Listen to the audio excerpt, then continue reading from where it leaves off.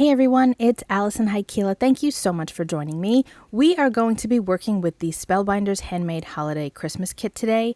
I had recently shared my unboxing video of this kit and I thought it would be fun to make a few cards with all of you. So to get started, I'm going to pull out just a few of the items that I'm going to be working with. Not everything. There is so much in that box, as you saw from my video the other day. If you didn't, I'll have it linked below so you could take a look at the entire kit.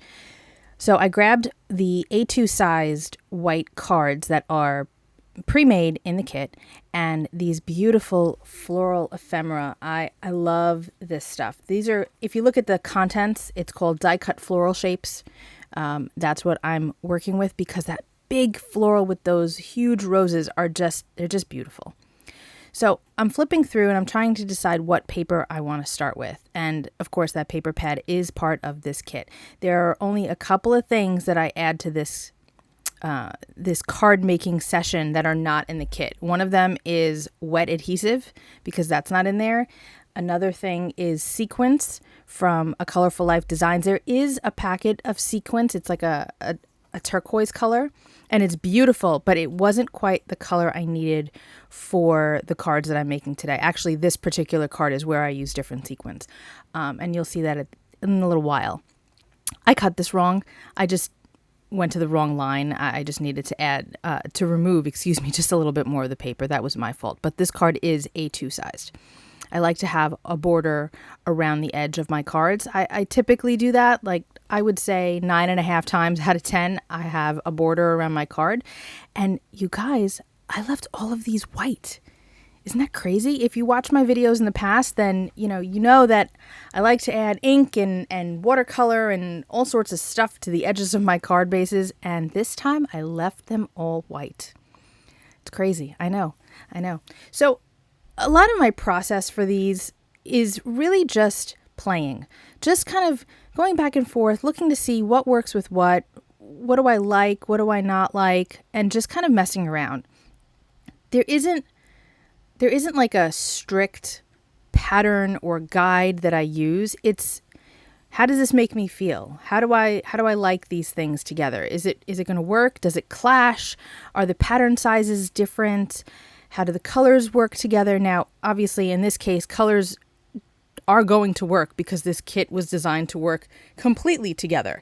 So you can use any element at any time and it's going to coordinate.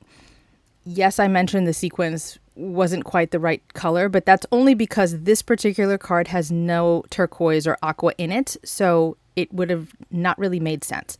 But everything else, it's really meant to all go together. If I wanted to use that sequence on other cards that I make in this video, it would work perfectly. But just because there's none of that color on this card, it wouldn't have worked. So I just tend to start with my focal element, and then I go into the patterns, like the papers and things like that. And I just I mess around a lot. You might see me going back and forth between one pattern and another, or one layout or another. And there are billions of ways to make cards and tags and things with this kit. What I'm doing is by no means the be-all end-all of anything. This is just me messing around. And, if I was more of a planner crafter when I make my videos, I probably would have said, okay, I'm going to use this paper with this element and I'm going to die cut it this way. I don't do that. And there's nothing wrong with that. Here I'm going through my card bling from A Colorful Life Designs. And I decide that I'm going to go with that cream color. It's luminous, creamy, and oh my gosh, is it beautiful. I'll have it linked below, just like everything else. It's gorgeous. It's even prettier in person. So I'm just going to have them going in kind of a diagonal across the top left to the lower right, just to keep your eye moving, and super simple layout, nothing crazy. And I added a couple by that sentiment as well. But anyway, because I don't plan and I do things more organically, like I can't say like we're going to cut all of the pieces this size and then die cut them with an oval and then use a square. Some people work that way and that's awesome. That's just not me. So this video might not be the most helpful when it comes to working with card kits because I just play. I just mess around. Like there's a good portion of time that I didn't film because I was like, okay, let's check out like all 5 billion of these amazing elements and see which ones I want to use together. And I didn't want to bore you with that. So A, I sped this up 200%, and B, I cut that part out, like, because I have to sit and think a little bit because I'm not one that planned, and also I don't like duplicating my cards. Isn't that pretty? And really that doesn't take long to make. It really was only a few minutes. So now I have this tag that's part of the collection, and I thought it would be nice to make a collage. So I grabbed a few elements. Again, this took me, sorry about my hand, this took me quite a few minutes to kind of decide which elements I wanted on the tag, even though I knew right away I wanted at least one postage stamp.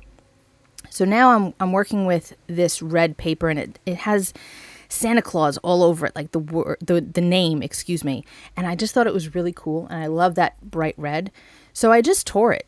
I tore it out. I like tearing paper. I think it adds a fun element to whatever I'm working on. I like the rough edge. I like the white being exposed. I just think it's cool. So now I'm just kind of figuring out, how I want things placed. And because I know that this red paper is going in that lower left corner, I'm adhering it down. This way I don't have to keep messing with it. It's not moving on me anymore, etc. So if you have elements that you're like, I am not changing my mind on this, it is going here, then glue it down. This way you don't have to fiddle with things too much. And that's what I'm doing now with the postage stamps on the tag and the tree. I'm just going to adhere them because I have no intentions of changing that stuff. Those could be dangerous words because, there is a possibility that I'd change my mind. But for the most part, I knew I wasn't going to change it. I grabbed some twine. This is something else that is not in the kit. Use baker's twine, ribbon, string. You can leave it without, whatever, but it has a hole, and the hole was begging to be filled. So I decided to grab some twine. It just added to the rustic feel of, this card that I was making. So now I'm just kind of messing around, and you see how I cut all of that out because it would have taken an extra 20 minutes to go through me checking out all of the different elements and picking things out and what's going where. And I can't give you a formula as to how I decide. Here I'm just adding tails.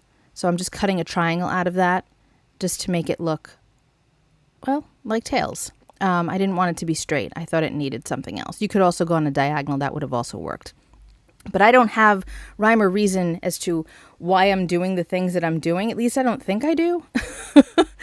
I kind of just mess around and just see what I like that works together.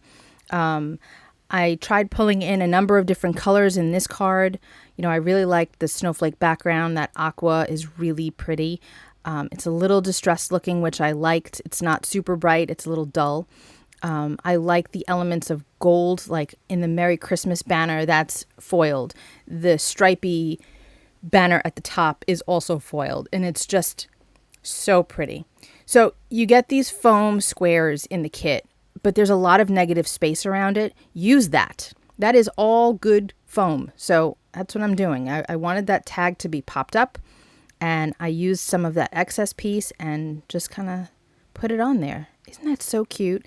So I grabbed a little strip of that Santa Claus paper and just added it to the top, just to kind of repeat the pattern and give your eye something to look at up in the top, because there was really nothing there. It was a little too open. And I promise that you'll get to see these cards a little bit better at the end of the video. So I love these little houses. They're just so cute, and they're something else that has little touches of gold foiling to them already. You don't need a foiling machine. You don't need any of that stuff. It's all done for you. And I wanted to create a little scene, and since I had those the snowflake paper left over, I thought it would be fun to kind of use that as my sky. But I didn't want just a block of sky and then a block of ground. So I broke it up a little bit. This is just using the same piece that I used on the last card, but just cut up a little bit. So you could see that I'm just kind of arranging them in what I think is kind of a pleasant way. It looks interesting having that sky broken up like that. I think it's kind of cool. So now I'm going to glue everything down. I've committed to the choices I've made here. And I really do like how this card came out. Perhaps I should have popped up the houses for a little bit more visual interest, but you know, you definitely don't have to. I think it's fine the way it is. But if you're somebody that likes to have a lot of dimension, then definitely do that. So what I did is I adhered the top strip of sky, and then I adhered the sentiment at the bottom. It says it's the most wonderful time of year. I think that's so pretty. And the reason I did that is because everything else needs to fit in between. I didn't want to accidentally have my sky kind of separated too much, and then I don't have room for my sentiment. So if I have the sentiments adhered, everything else will fall into place around it, and I know that it'll fit. How cute is that? Isn't that fun? I really like that. So now, of course, I'm grabbing more things, but the stars are not quite working for me. I love them. They are pure foil, but they're a little too big. I don't really like how that looks. So I'm still considering, oh, there we go, snowflakes. I didn't pull everything out, so I still don't even know what's in all of these bags because I didn't want to overwhelm myself more than I already was, because there's just so much in this kit. So now with this card, this is pure scrap paper, meaning this is just leftovers from everything else that I already worked on. And you're going to see some plaid in that upper right corner there. I had thought about using that for something else, but it wasn't quite working. And I didn't want this video to be ridiculously long, so I decided to just leave that. I'll work with it at another point.